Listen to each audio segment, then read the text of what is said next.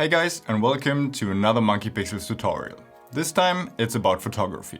I have to admit I'm a sucker for window reflection portraits, but in all honesty it's not that easy to get sometimes. You really need to find the right location with the right window, with the right lighting, and that could be tricky sometimes. So what if there's a way to actually fake this look in post so you can make every portrait look like it's shot through a window reflection? And before we start this tutorial, if you really like my kind of tutorials and other kind of content, I would love for you to subscribe to our YouTube channel, give this video a thumbs up and hit the notification bell. And now let's get into the actual tutorial. So tip number one here is that you need to find the right location, because even though we're faking it in post, it still needs to make sense in the final image.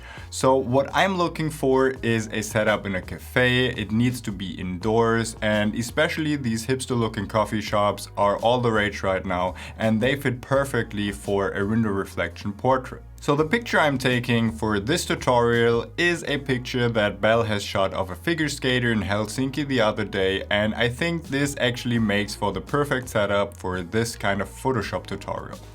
So let's get right into it. So here's our portrait, and I think this is perfect because there's not a lot of foreground, and this actually looks perfect for a window reflection portrait. So the first thing we need is a picture of a common street. And I took one myself when we were still allowed to go outside, but you can go to a free stock site like unsplash.com and find yourself a right portrait.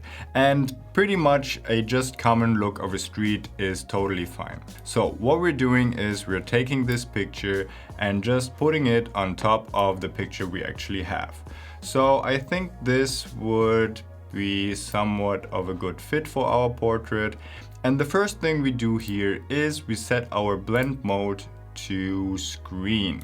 And here you can already see what we're kind of going for. So the next thing we want to do is convert our layer to a smart object. And that is pretty cool because now whenever we are applying a filter to it, we can change this later. Speaking of filters, and since we're shooting through a glass, it really doesn't make a lot of sense if our street is completely in focus.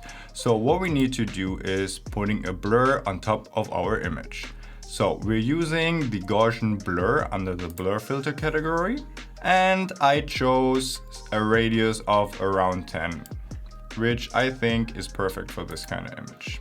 So this already looks a lot better, but since we can't really see a lot of our portrait anymore, we need to make a few adjustments. So what we need to do next is we need to go to the layer tab and add a new adjustment layer, levels.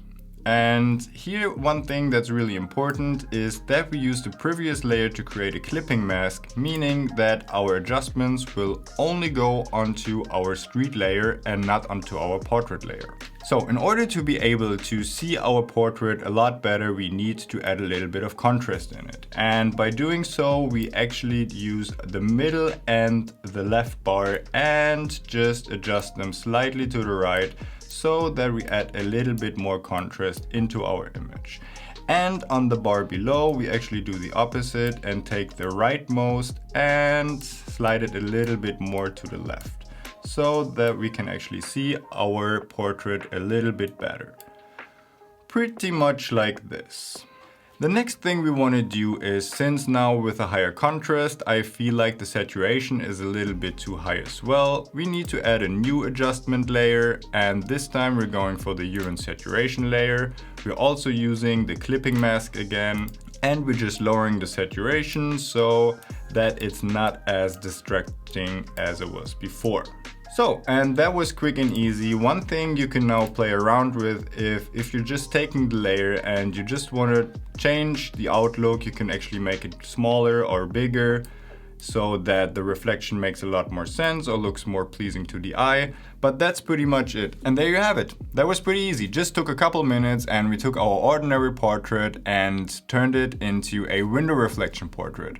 I hope you liked this tutorial, and there will be a lot more to come in the future. So again, please subscribe to our channel, give it a thumbs up, and I'll hope to see you on the next one.